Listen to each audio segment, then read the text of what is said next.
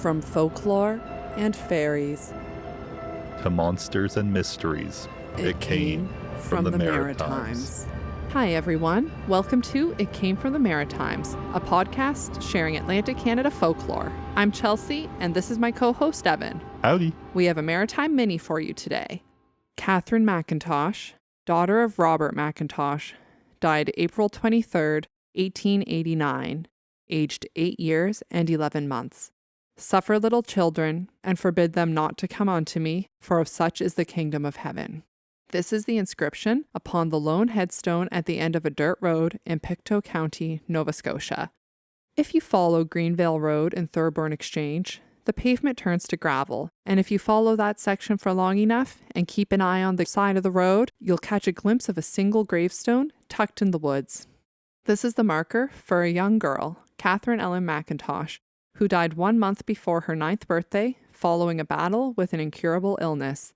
Evan, have you ever heard of this gravestone? You've maybe mentioned it in passing, but not that I really remember. Yeah, it was brought to my attention by a few different local folks, and I went to visit the gravestone and pay my respects this summer. And the road is so isolated. Like, there's some homes at the beginning of it, but then it turns to a stretch that it's just riddled with potholes, like it's not well maintained. But if you drive long enough, you will stumble upon this gravestone.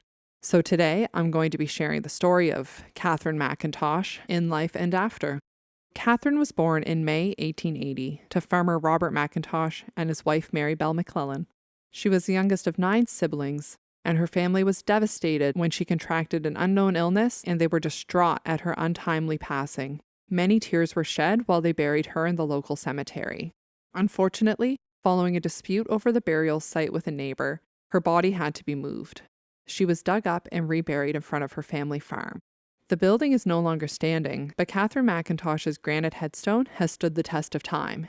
It does seem that even though her bones were put to rest, and the site where she has been reburied has been left alone, the spirit of young Catherine McIntosh did not rest after the initial disruption of her corpse.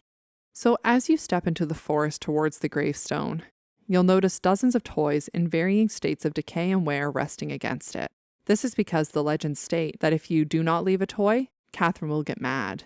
This area is isolated, and while you're by the grave, even though it's not possible for any human to be around you, there's an eerie sensation that you're being watched. Some people have reported hearing giggling or even growling in the trees surrounding the lonely site. Some have reported being touched or pushed while in the small clearing. A few unlucky folks have noticed upon returning to their car, there are small handprints left in the dust. Some have even caught a glimpse of a child darting around their vehicle, only to realize it must have been an apparition. Now, there are a few things to remember if you do dare to visit Catherine McIntosh's grave. One is you need to bring a toy to leave for her. I brought a small doll and left it when I went to visit this past summer. And one of the other rules is that you're not to touch any of the other toys that have been left for her. Even worse is to remove it to take home with you. If you do that, something bad will happen to you. People who have taken a toy report their car shaking as they drive away and difficulty maintaining control of it on the windy road. The final thing to remember if you're brave enough to visit is to keep your car window closed the whole time you are at the grave and to avoid leaving your car door open for any longer than it takes to enter and exit your vehicle. If they're left unattended, Catherine will take it as an invitation to come home with you. Catherine McIntosh's young life was cut short, and it appears that her spirit is looking to make up for her lost childhood. The question is, are you going to play with her? That's a bit spooky, the leaving the car door open and she can enter and exit your vehicle. It is. I find this story, of course it's sad because it's the loss of a young life. Of course. So it has that spooky note, but I find like she just sounds like such a playful spirit.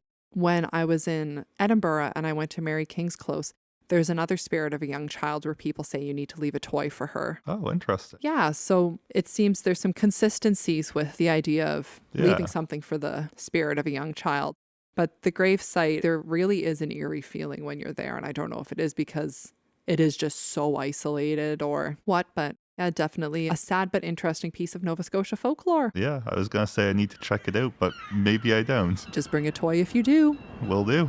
Thank you so much for joining us for this episode of It Came From The Maritimes. You can find us on social media at It Came From The Maritimes. And if you have any Atlantic Canada folklore you would like to see covered in future episodes, email us at itcamefromthemaritimes@gmail.com. If you enjoy our podcast, please leave us a 5-star review to help others find us. Thank you so much for listening to our tale today. Bye.